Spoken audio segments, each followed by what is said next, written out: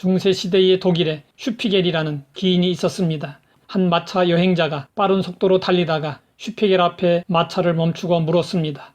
다음 마을까지 몇 시간이 걸립니까? 천천히 가면 4~5시간, 빨리 가면 하루.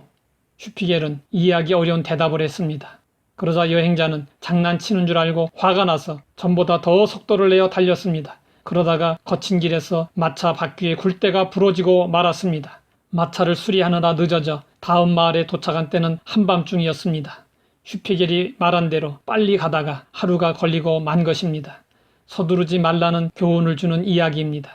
우리는 성경에서 위기가 다가왔을 때 서두르다가 망하게 된 한 가정을 볼 수 있습니다. 사사시대에 베들레헴의 엘리멜렉이라는 사람이 흉년이 다가오자 가족들을 데리고 모압 지방으로 이주했습니다. 당시의 흉년은 치명적인 수준은 아니었습니다. 그러나 엘리멜렉은 흉년이 더욱 심해질 것이라고 판단했고 예방적 차원에서 성급하게 이주를 결정했습니다.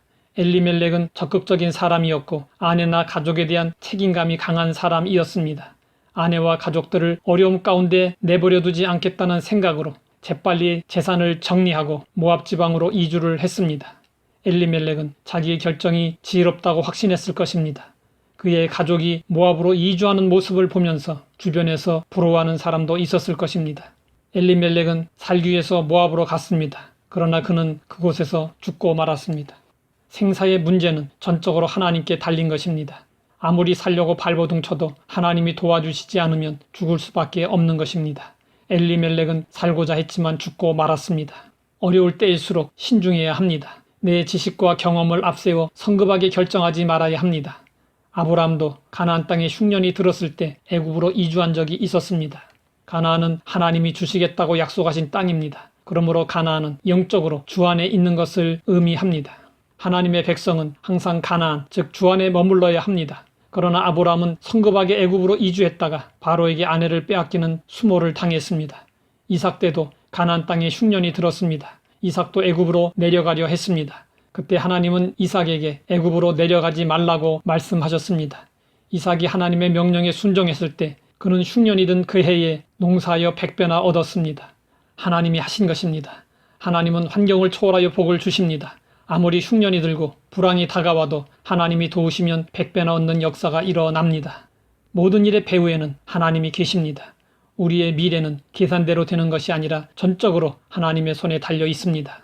그렇기 때문에 우리는 어려운 때일수록 하나님을 의지하고 하나님의 은혜를 구해야 합니다. 홀로 된 나오미가 불리한 조건 속에서도 두 아들을 결혼시켰습니다. 그러나 모압으로 이주한 지 10년 만에 두 아들들도 다 죽고 말았습니다. 엘리멜렉의 가정은 완전히 망가지고 말았습니다. 흉년을 피해 모압으로 내려갔으나 결국 더 큰 인생의 흉년을 만나고 말았습니다. 엘리멜렉의 실수는 흉년의 때에 인내하지 못한 것입니다. 그는 하나님의 지시와 인도를 기다리지 못했습니다. 살다 보면 어려운 흉년의 때를 만날 수 있습니다. 그때 우리는 서두르지 말고 하나님의 인도를 받아야 합니다. 아무리 좋아 보이는 길도 하나님이 인도하시지 않으면 그 길로 가지 말아야 합니다.